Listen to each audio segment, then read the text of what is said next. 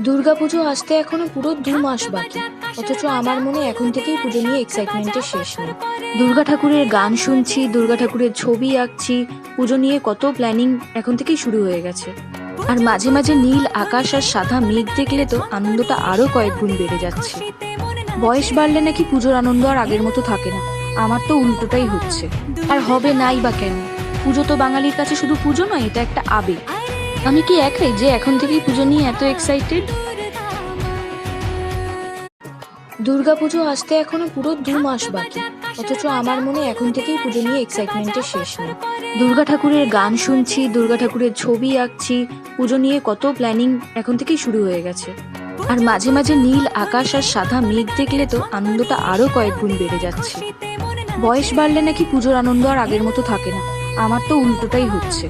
আর হবে নাই বা কেন? পুজো তো বাঙালির কাছে শুধু পুজো নয়, এটা একটা